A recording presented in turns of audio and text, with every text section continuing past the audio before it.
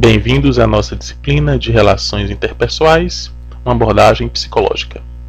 Meu nome é Anderson de Moura Lima, sou graduado em Psicologia pela Universidade Estadual do Piauí, especialista em Gestão de Recursos Humanos pela Escola Superior Aberta do Brasil, possuo 5 anos de experiência em Psicologia, com atuação nas áreas de Psicologia Clínica, Psicologia Organizacional e do Trabalho e docência no ensino superior.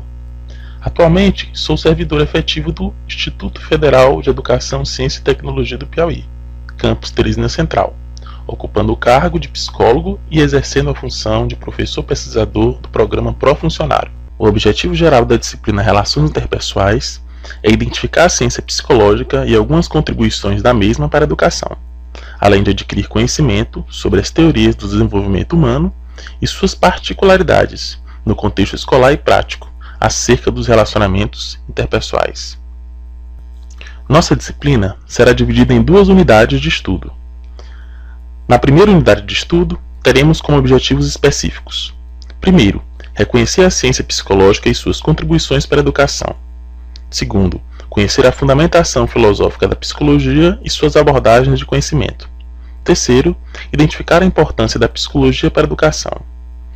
Na segunda unidade, teremos como objetivos específicos: primeiro, associar as teorias do desenvolvimento humano às diversas perspectivas psicológicas. Segundo, identificar os estágios do desenvolvimento humano nas diversas teorias. Terceiro, conhecer sobre o comportamento social nos aspectos da comunicação, da emoção, dos espaços e do outro. E quarto, discutir sobre as práticas das habilidades interpessoais.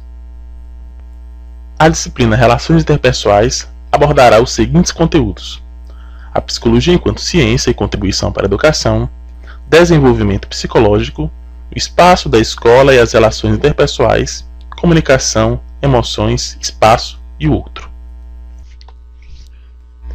A palavra psicologia tem origem grega, que significa estudo da alma. No entanto, a psicologia atualmente é conhecida como a ciência que estuda o comportamento e os processos mentais. Uma das bases da psicologia é a filosofia. Na verdade, a psicologia surgiu na filosofia e até hoje é influenciada por essa área. Os seres humanos sempre procuraram explicar o comportamento de diversas formas, através de mitos, através da filosofia ou através da religião. Sócrates utilizou a razão como ponto de partida para o homem se conhecer e conhecer os outros. Este conhecimento estaria agregado a conceitos sobre moral, caráter, justiça, virtude, direito, felicidade, beleza, dentre outros. Platão, também de origem grega, catedrático de Atenas, formulou seus conhecimentos partindo da ideia de que o homem está em contínua modificação, devido à influência de 2 mundos distintos, o sensitivo e o inteligível. O homem, assim, estaria dividido em 2, o corpo e a alma, onde esta última, a alma, seria superior, soberana ao corpo. Aristóteles, estudioso grego, aluno de Platão, aprofunda os conhecimentos de seu mestre, pontuando que a alma seria imortal, e desta forma o corpo atenderia ao aspecto concreto, formal, enquanto a alma seria imortal, e esta daria conteúdo ao corpo. No período que se compreende do século V até meados do século XV, a Igreja Católica domina a produção e a construção do conhecimento. Por isso teremos neste período 2 expoentes importantes para a psicologia, Santo Agostinho e São Tomás de Aquino. Santo Agostinho insere a consciência de Deus, entendida como uma instância transcendental de fé, onde o mal não seria outra instância, mas sim a ausência do bem, de Deus.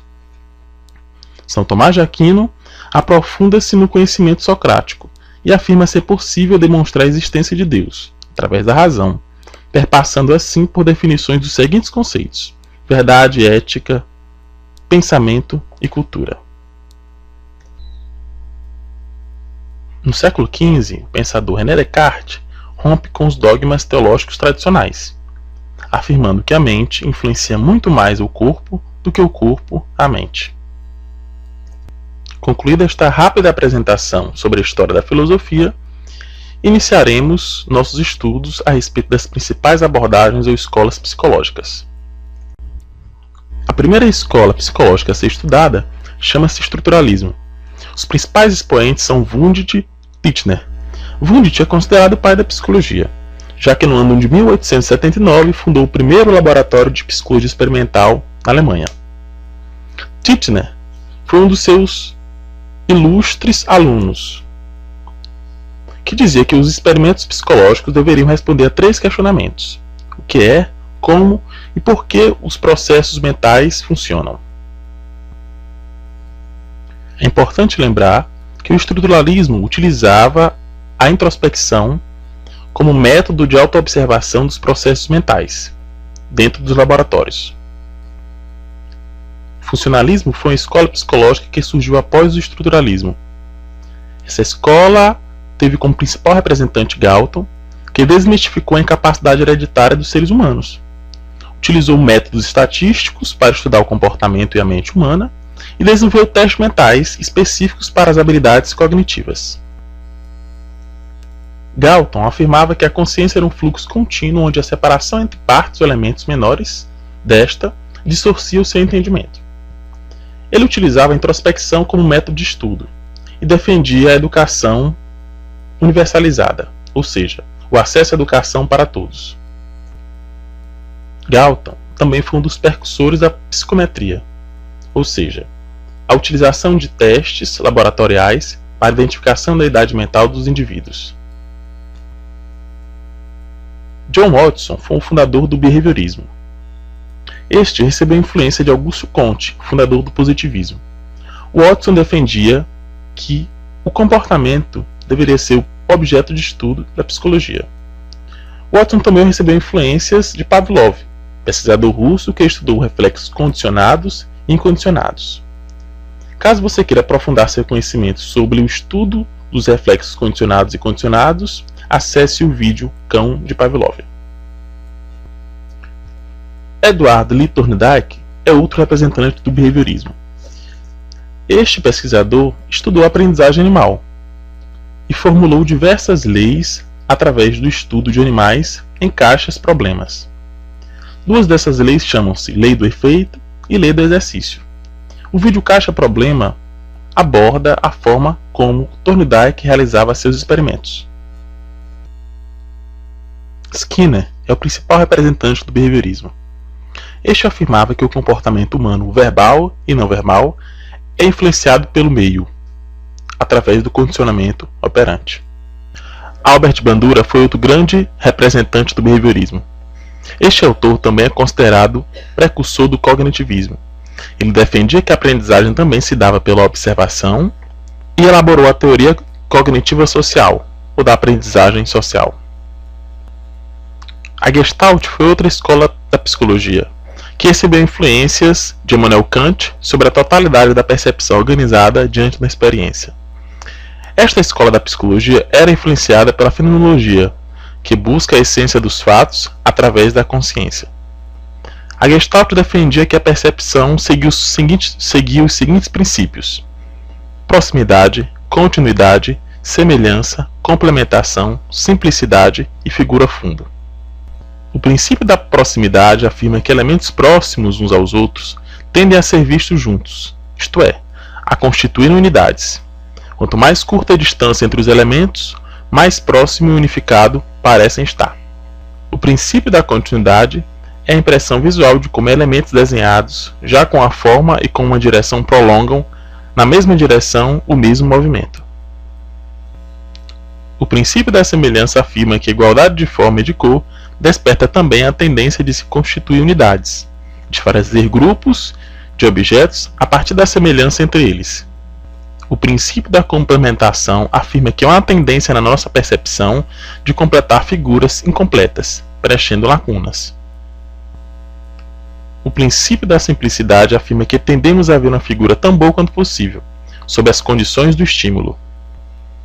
A percepção de figura-fundo é a capacidade de distinguirmos adequadamente objeto e fundo em uma apresentação do campo visual. Neste momento, gostaríamos que você participasse de um pequeno exercício de percepção. Não se trata de uma atividade com pontuações. É um momento destinado a você para treinar a sua percepção, através das imagens que você irá ver. Em todas elas, você encontrará uma figura e um fundo. Ou melhor, dois elementos em uma mesma imagem. Vamos lá. O que você vê?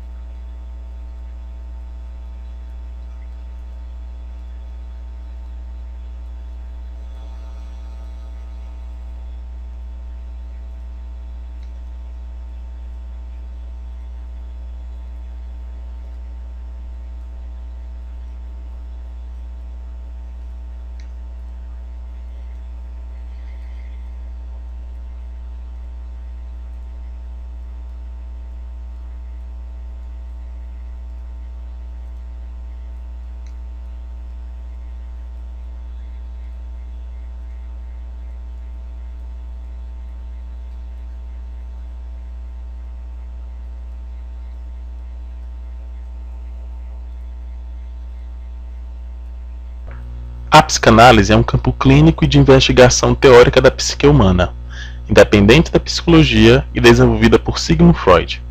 Essencialmente, é uma teoria da personalidade e um procedimento de psicoterapia. A psicanálise influenciou muitas outras correntes de pensamento e disciplinas das ciências humanas, gerando uma base teórica para uma forma de compreensão da ética, da moralidade e da cultura humana. De acordo com Freud, psicanálise é o nome de um procedimento para a investigação de processos mentais, que são quase inacessíveis por qualquer outro método. Também é um método para o tratamento de distúrbios neuróticos e ainda uma coleção de informações psicológicas, obtidas ao longo dessas linhas, e que gradualmente se acumulou numa nova disciplina científica. Os primórdios da psicanálise datam de 1882, quando Freud, médico recém-formado, trabalhou na clínica psiquiátrica, e mais tarde, em 1885, com o médico francês Charcot. Sigmund Freud era um médico interessado em achar um tratamento efetivo para pacientes com sintomas neuróticos ou histéricos.